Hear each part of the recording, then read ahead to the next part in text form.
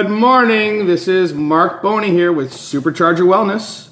I have been absent from making videos for a little while. There has been a lot going on. This prep thing, like I stated in an earlier video, is very demanding emotionally, physically, spiritually, your time.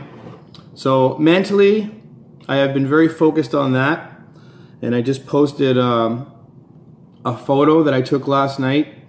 Progress at just under 3 weeks out, and as you can tell, what I have been doing is working. So Dakota Wilcox at Knox Wellness Center has been coaching me through this process, and it looks to me, based on my almost 20 years of experience of being a avid fan and viewer of bodybuilding, having an eye for what is required at the competition level, that I am going to be coming into this show on point. And that's all there is to it. Today, I want to talk to you guys about integrity.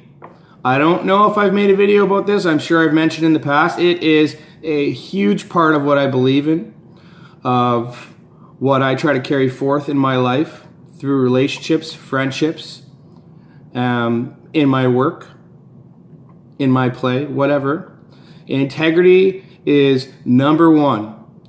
If you do not have integrity, I do not have time for you.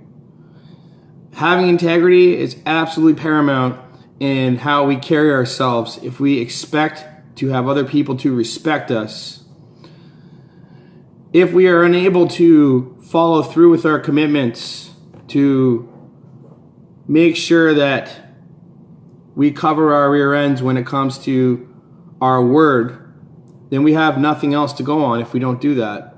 All we really have in this world is our word, our bond, and we need to stick by these things in order to be taken seriously at a business level, relationship level, friendship level. There is nothing more annoying than a person who says that they're going to do something and then doesn't do it. Or even worse, who doesn't even acknowledge the fact that they haven't done what they said they were going to do. Or gets defensive at the fact after they have committed the infraction of having no integrity and tries to be defensive about it as if you are the problem, when really it's an inherent character flaw. Fundamentally, there is something wrong with people who do not have integrity. If I need to call you 4 or 5 times to, reiterate a plan that we've made, and it's coming to the point where that plan is to come to fruition, and I still have to call you again to triple, double, quadruple, whatever, check with you that this is still going to happen, there's probably something wrong with you and your integrity. Now, me, as an individual, I pride myself on my integrity. If something is to get done and I commit to that, it's getting done. You don't have to call me 3, 4, 5 times. I'm going to do it. And you can rely on that fact. It's just the way that I carry myself. And it shows. It shows in my commitments. It shows in my friendships and the people that I choose to surround myself with. If you do not have these character traits, take a fucking back seat. I don't have time for you. I don't care. You are not the kind of person I want in my life. You are then drawing negativity toward me, and I do not have time for it.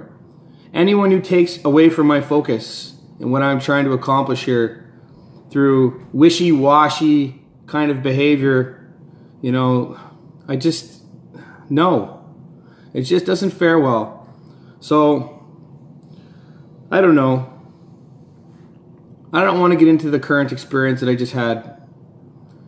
It's left a bad taste in my mouth once again. But what can you do?